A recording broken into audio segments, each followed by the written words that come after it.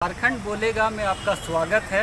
आज आपके लिए एक सवाल है और नागपुरी भाषा में और झारखंडी भाषा में समझने को बूझो बोलते हैं। और आज है कि बूझो तो जाने उन तमाम युवकों के लिए है जो अपने रोटी रोजगार के लिए अनेक प्रतियोगी परीक्षाओं की तैयारी कर रहे हैं या फिर रोजगार से जुड़े हुए कोई भी चीज़ को लेकर आगे बढ़ रहे हैं।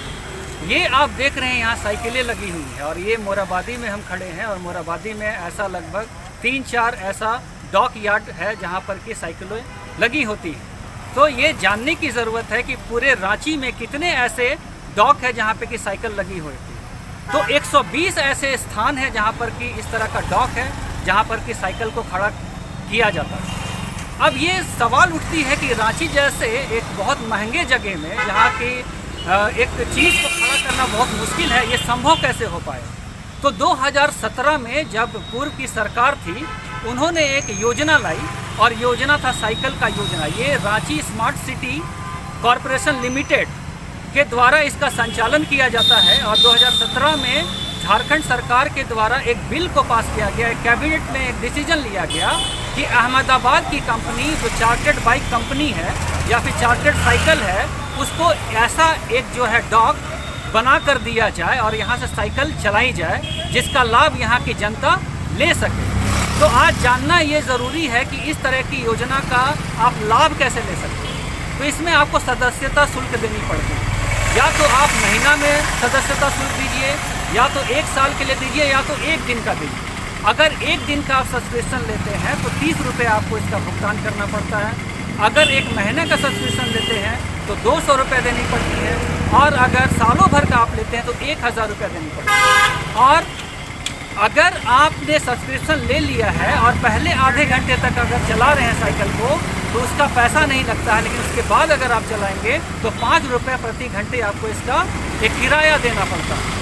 तो ये योजना जो सरकार के द्वारा चलाया जा रहा है इसमें ये बात बोली गई है कि जिस तरीके से प्रदूषण बढ़ रही है रांची जैसे शहर में, तो प्रदूषण को कम करने के लिए वाहनों की लोड को कम करने के लिए साइकिल का प्रयोग होना चाहिए ताकि पॉल्यूशन ना।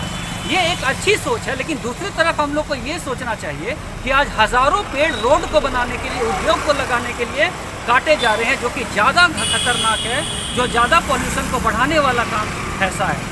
अवैध खनन का भी मामला है और खनन का भी मामला है जो कि पॉल्यूशन को बढ़ाता है, प्रदूषण को बढ़ाता है। तो आज हम ये चीज़ बोलना चाहते हैं कि सरकार आखिर प्राइवेट लेवल में करना क्या चाहती है। इस योजना का शुरुआत नगर विकास मंत्री जो सीपी सिंह थे उनके द्वारा शुरू की गई थी 3 मार्च 2019 को और 3 मार्च 2019 से ये योजना चल रही है और इसका विस्तार हो चुका है।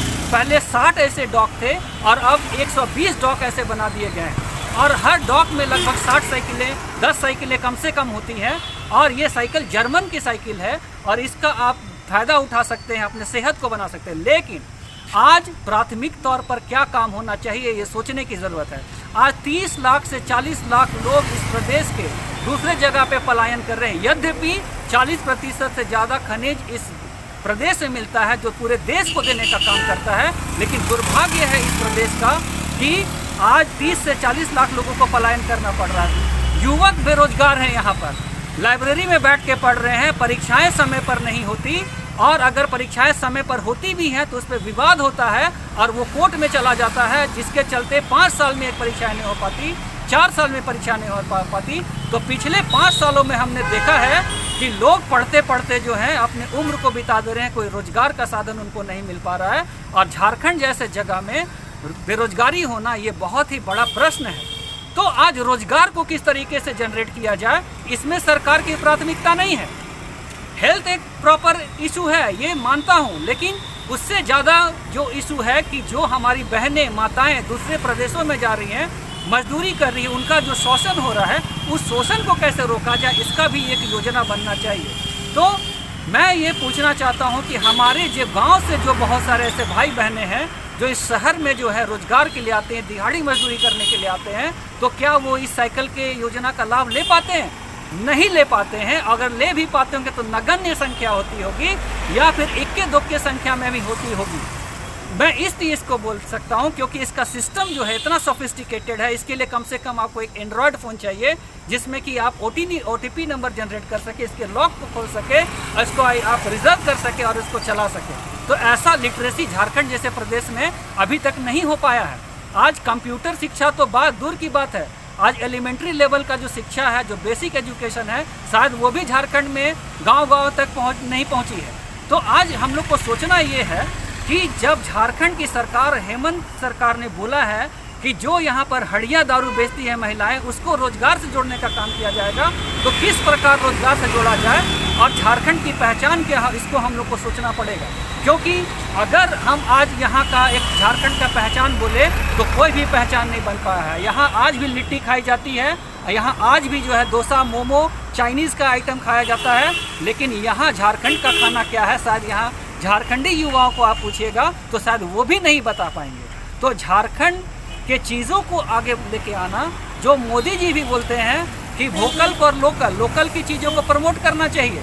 तो अगर इस तरीके के आउटलेट शहरों में बना के दिया जाता, महिलाओं को रोजगार से जोड़ा जाता और वहाँ पे झारखंड की चीज़ों की खरीद बिक्री होती, तो रोजगार से जुड़ते और रोजगार से जब जुड़ते तो उनका घर अच्छा से चलता और जो है उनका सेहत अच्छा रहता, ज़रूरत की जो मिनिमम न्यूट्रिशनल जो चीज़ है वो उनको लेती, और वो जो आज मेल न्यूट्रिटेड जो है यहाँ की महिलाएं, यहाँ के बच्चे जो हैं और जो महिलाएं जो एनीमिक है, वो कम से कम रोजगार के जरिए से अपने पेट को पाल सकती थी, पौष्टिक आहार ले सकती थी और साथ ही साथ झारखंड का एक पहचान भी बनता।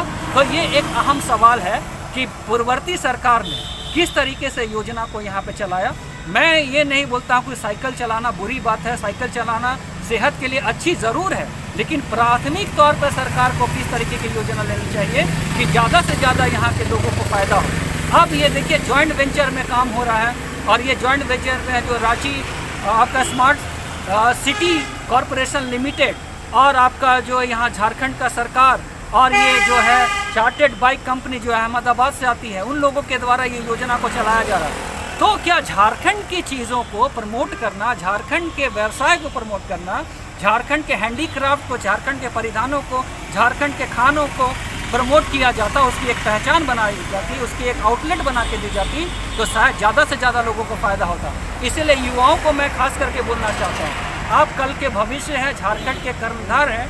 आप इस चीज़ को सोचिए कि झारखंड में नीतियाँ किस तरह की बन रही है और किस तरह की नीतियों को इम्प्लीमेंट और एग्जीक्यूट किया जा रहा है, उससे आपको क्या फ़ायदा हो रहा है और राज्य को क्या फ़ायदा हो रहा है और अधिकांश झारखंडी जनता को क्या फ़ायदा हो रहा है। ये एक अहम सवाल है और इसी को हम आज लेके आए हैं कि बूझो तो जाने कि किस तरीके की नीतियाँ हमारे झारखंड सरकार में बन रही है और किसको प्राथमिक तौर पर झारखंड सरकार में लागू की जाती है। तो आज आप हमारे शो में बने रहे, इसके लिए धन्यवाद।